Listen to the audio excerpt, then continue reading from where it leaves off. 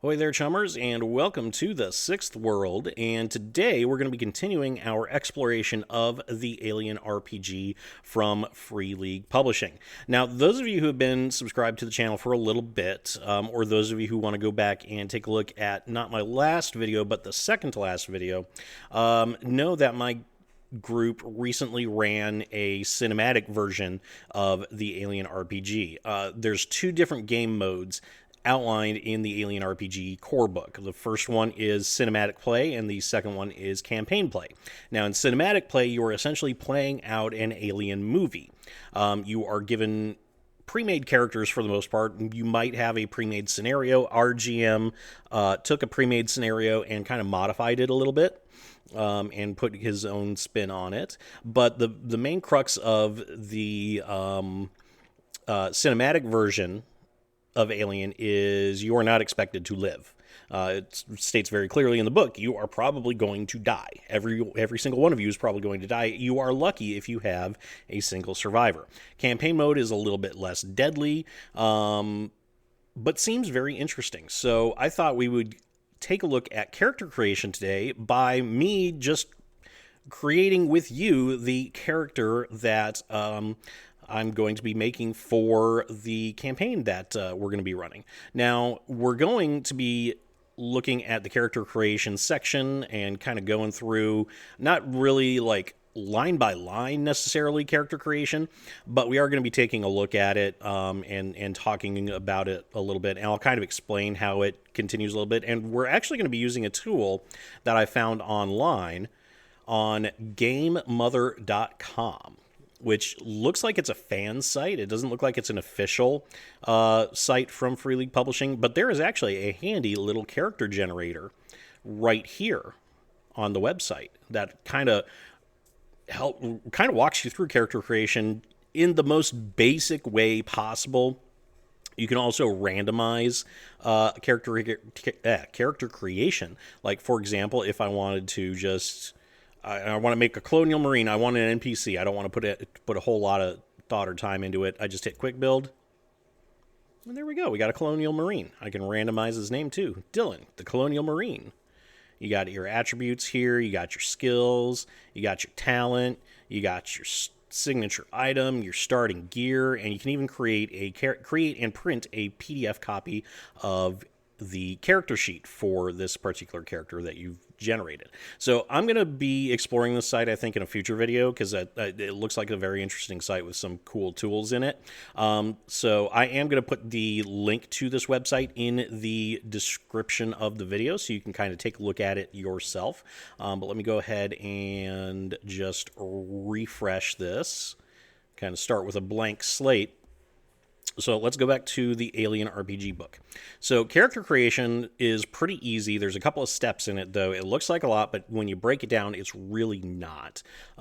It's actually a pretty easy process when you get right down to it. So the first thing that you want to do is you want to choose your career, because the career is your job. That's going to determine your background. According to the book, it determines your background and role in the group rather. It's also going to influence your attributes, your gear, your skills, and that sort of thing. And it also can give you some hints on role playing and that sort of thing. So the character that I'm going to play, the character that I played in the cinematic game was essentially he was a colonial marine, but he was essentially a corporate hitman who was tasked with getting a sample of the black goo from Prometheus from a mining colony. I don't remember the exact designation of that black goo. Had to take a quick drink there. I don't remember the exact designation of the black goo. It has it in the book somewhere under in the lore chapter, but he was a colonial. He was essentially a colonial marine. So the character that I'm going to be playing now is going to be that person's cousin. And see, my last character died very badly. Everybody died very badly in that game. But hey, at least I didn't get beaten to death by a gigantic black goo mutant, like one of our characters did. That wasn't really. Yeah, I can't say that I went down swinging either. I kind of just ran out of oxygen in my suit and died that way. So anyway, yeah, I didn't go out with a bang. But the character that I'm going to be playing in the campaign is going to be that character's cousin, and he is going to be basically on a mission to find out what happened to his cousin. His cousin he went out on a job and disappeared. That's all he knows. The way I'm thinking about it is the family of my last character does not know exactly what he does. They know he worked for a particular corporation, and they know that he was a Marine at one time, but they don't really know what his job was. So he just kind of he went up and left on a job and then just disappeared. So my current character is going to be trying to figure out what happened and bring those responsible for his disappearance to justice. He doesn't have any illusions about whether or not his cousin is still alive. He's pretty sure he's dead, but he wants to find out what happened to him and exact revenge if he can. So first thing we're going to choose is a career, and with that, the career that I'm thinking fits this character the best is going to be the Colonial Marshal. So let's take a look at the Colonial Marshal. It says, the frontier can be a lawless place. The Colonial Marines are spread thin. They have neither the time nor the inclination to mete out local justice. Not to worry, there's a new sheriff in town, and that's you. Most law enforcement officers on the frontier are firmly planted deep in the back pocket of one company or another, but not you. You don't take bribes, and you never look the other way. You've made a lot of enemies on both sides of the law, but your colony has the lowest crime rate in the system. It's only a matter of time before you piss off the wrong CEO and corporate sends someone to take care of you, but that's okay. You'll be ready. All right, so Colonial Marshal is, I think, the best fit for this type of character that I have in mind. Specifically, this Marshal is going to be a private eye. I'm imagining kind of a noir style private detective, that sort of thing. Kind of like Blade Runner vibes almost with this, but more of a noir style, gumshoe detective and that sort of thing. So you can see with character creation with this career, your key attribute is going to be wits. We'll talk about attributes in just a second. You're going to have key skills, which are going to be observation, range combat, and manipulation.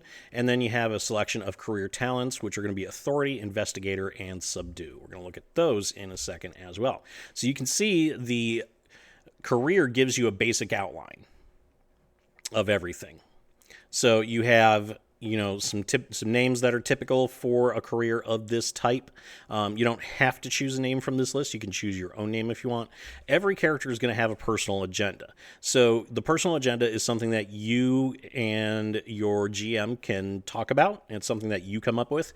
But they do give you some examples of some personal agendas for this type of character. So first example it gives is your longtime partner betrayed you and defected to a crime syndicate. Get even. You dream of turning in the badge and settling down in peace. Work towards it. You did a bad thing in the past and it has come back to haunt you. You need to decide what you are made of. So your personal agenda basically is what motivates your character, what keeps them going forward. And it also gives a little bit of their backstory as well and gives some role-playing opportunities for the GM here. So, and then you've got like basic appearance, and then you've got so every character in the Alien RPG has a signature item that can help your character de-stress, serves as like a link to your past, and also serves as kind of like a reminder of your goals and background and that sort of thing. Something that the GM can use for further character development. And again, with the personal agenda, it gives you different examples, but you don't have to use these examples. So the main thing is the signature item is something small, it's a link to your past, and it's not something that's going to encumber you. It's something that you are always going to have with you. And then you've got your gear. So you've got you choose two of the starting items below as a Colonial Marshal. Every career has different types of starting gear. And then you also get D6 times 100 in cash. So that's the Colonial Marshal in a nutshell. So now what we're going to do is we are going to go ahead and take a look at the second step. Now that we've chosen our Colonial Marshal, we're going to go back to the character generator. We're going to click Colonial Marshal right there. All right. So with attributes, we're not going to be looking at androids because androids, again, my GM is not allowing android characters, so and android characters also are far and away much tougher than normal humans. But we're going to look at just normal human character creation. So for your starting attributes, you get 14 total points to distribute across all of your attributes, which are strength, agility, wits, and empathy. Your strength, of course, is going to be raw muscle power and brawn. Your agility is body control, speed, and motor skills. Wits is sensory perception, intelligence, and sanity. Empathy is personal charisma, empathy, of course, and the ability to manipulate others. Now, you have to assign no less than 2 points to each attribute, and you can assign no more than 4 points to any attribute. However, you can put 5 points into the attribute that is your key attribute for your career. So going back to the Colonial Marshal, our key attribute is going to be wits. And then we've got our key skills here as well. We'll talk about those in just a second. So we're going to go back to the character generator. So again, this guy is somebody that I'm envisioning as like a 1920s noir film noir gumshoe type of character. So right off the bat, I want his wits are going to be high. So I want to put that at 5. Maybe I want to put that at 5. Maybe. Let's talk about it. Agility, I think, is going to be... Well, you know what, actually? I think we're just going to go ahead and put 3s in the other attributes. So we got a 5 wits, which is going to make him very observant. He's going to be a pretty good investigator. We're giving him a 3 in strength and a 3 in agility, so he's going to be pretty tough. And he's not going to be a slouch in melee combat. And then he's got an agility of 3, so he's going to be fairly decent with a gun as well. And then we got empathy of 3, which is going to help with probably with his investigation skills. I would think a little bit.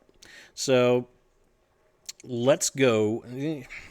Well, do I want to? Okay, so let's do a 4 in wits and a 4 in strength, because I want this guy to be a bit tougher than a normal person. So 4 in wits, 4 in strength.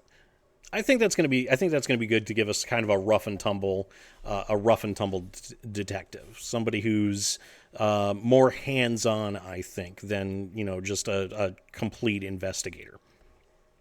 All right, so next up is going to be our skills. So let's go back to character creation. So skills. Your skills are the knowledge and abilities you have acquired during your life. They're important as they determine, along with your attributes, how effectively you can perform in the game.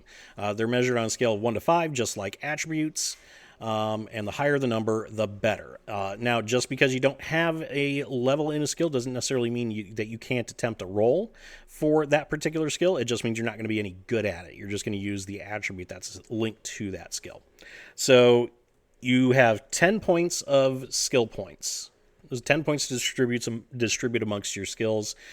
You can assign up to 3 points to each of the skills for your career, and you can assign a single point each to any other skills. So what that means is, essentially, going back to the Colonial Marshal,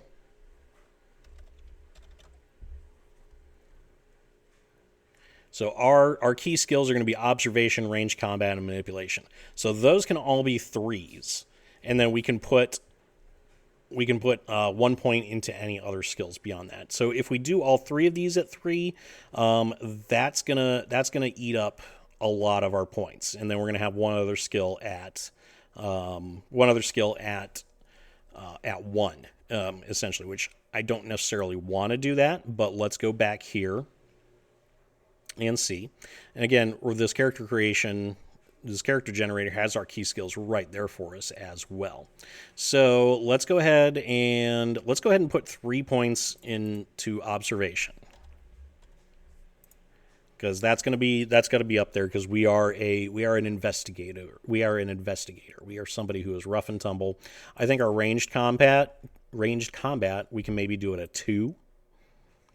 And then our manipulation, let's do that at a 2 as well. So we've got 3 points now. So I want to put 1 point into close combat, because again, rough and tumble kind of person. So we want him to we want to be pretty decent at fisticuffs, I think. Survival, I don't really want to do survival, but Comtech is like manipulating machines and that sort of thing. So I definitely want that to be up there. And let's do medical aid at 1 as well. And that gives us a pretty good spread of skills. So we got 3 in observation, 2 in manipulation, 2 in ranged combat, 1 in close combat, 1 in comtech, and 1 in medical aid. I think that's going to give us a pretty well-rounded character. And then our talents, let's go back to the character chapter as well. So our talents, what are those? What do talents do for us? So talents are tricks, moves, and minor abilities that give you a small edge. They're more specialized than skills, and they make your character unique. Talents are further explained in Chapter 4. So when you're at starting talent, when you're creating a character for campaign play, you get 1 talent at the start of the game. Your career offers you 3 talents to choose from. You can learn more talents during the course of the game, at which point you have many more talents to choose from. So every career gets 3 talents that you can choose from. There are more than 3 talents. There are some talents that aren't linked to any careers, and you can get those later on in the game. But for the Colonial Marshal, our talents that we can choose from are Authority, Investigator, and Subdue. So let's go to the Talents chapter and let's take a look at those. So we've got our Colonial Marshal talents right here. So Authority says, by invoking your authority as a Colonial Marshal, you can use your command skill instead of manipulation to get someone to bend to your will. So that one is not really going to be useful for us, because we have a 0 in command, number 1. But also, we're envisioning this guy as a private investigator, so he's not really going to have... He's going to have authority being a law enforcement officer, but he's not really going to have the authority of a law enforcement agency backing him up, essentially. So kind of don't want to go with that one. Investigator, you see what others miss and are skilled at noticing small details and making sense of them. When you spend a turn in a room or a similar location, you can roll for observation. Only 1 attempt is allowed. For each, I believe this is a success if I remember correctly, you roll a 6. I believe. You may ask the GM one of the following questions. The GM must answer truthfully, but she is allowed to give vague or incomplete information. What happened here? Is there anything hidden here? And if so, where? Are there any details here that are out of place, something that's out of the ordinary? So investigation was used in our cinematic campaign or cinematic session, because we did have somebody who was a Colonial Marshal, and the way the investigation worked in that game was it basically took you a couple of minutes of basically assessing a scene and actually looking at an area. You had to be in a safe place for you to be able to do that, so you're not going to be able to do it if there's like a mutant trying to kill you or a xenomorph or something like that. But if you're just in a room, you want to figure out what might have happened, you essentially CSI the scene. Is what it was. So this, I think, might be a good talent for us, for our gumshoe. And then the last talent that we can choose from is Subdue. You're skilled at subduing an opponent without harming them. When you attack a humanoid opponent in close combat, you can declare that you are trying to subdue them. You then get a +2 modification to the attack, but if it hits, you don't inflict any damage. Instead, you hold your opponent in a grapple. Extra successes rolled have no effect. So Subdue might be a good talent to pick up later, but I think Investigator is going to be, for what we want to do, it's going to be the best fit for this guy. So we're going to go ahead and choose the Investigator talent. All right, now we get to the signature item. So For signature item, this isn't anything. This isn't something that I've like actually thought through or anything. I'm thinking he's going to have something belonging to his cousin. I think at the moment we're going to go with a photo of a loved one. It's going to be a photo of him and his cousin when they were kids. That might change. I might change that the closer I get to game time. But for now, I think we'll go with this one. It's not something that is 100% critical at this moment, but we'll go with that. I think it's fitting. And then our starting gear. So if we go back to our Colonial Marshal, we can choose 2 items from this list. We can choose a .357 Magnum revolver or a 12-gauge pump-action shotgun. I had to take a drink there for a second. So I like the idea of a pump-action shotgun being heavy-hitting and that sort of thing. We definitely need some sort of weapon, I think. I think I'm going to go with the .357, though, because with a gumshoe, it makes more sense to have a .357 Magnum rather than a pump action shotgun. Although honestly, I'm probably going to pick up a pump action shotgun once I get into the game.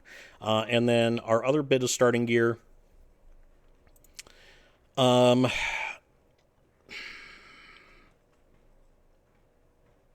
It's a good question. I think I'm going to go with the flashlight though. Because the med kit, the med kit's going to be, well, maybe I want the med kit. The med kit might be the med kit is going to be useful. You know what? I think we're going to go with the med kit because we do have medical aid at 1. So let's go ahead and where's the med kit in this list? Personal med kit. There we go. All right. So we've got our character created here. Choosing the gear was the final step. So with his name, we can either randomly generate a name or we can come up with a name. So his cousin was named Enrique. So I think we're going to continue with the Latin theme. We're going to say that wasn't an alias. That was his cousin's actual name. So we're going to call this guy Carlos Vasquez. So Carlos Vasquez, the Colonial Marshal, out to figure out what the hell happened to his cousin who disappeared on the frontier after accepting a job from the company. Couldn't tell anybody what it was. So we have our health right here is 4. We have our encumbrance is 8. This is how much we can carry, and so on and so forth. Your health, by the way, is essentially equal to your strength, and your encumbrance is your strength times 2. So I think we've got a pretty well-rounded character here. We got a character who's got 4 wits, strength 4, agility 3, empathy 3. I think these are some pretty well-rounded stats with an eye towards a rough-and-tumble investigator.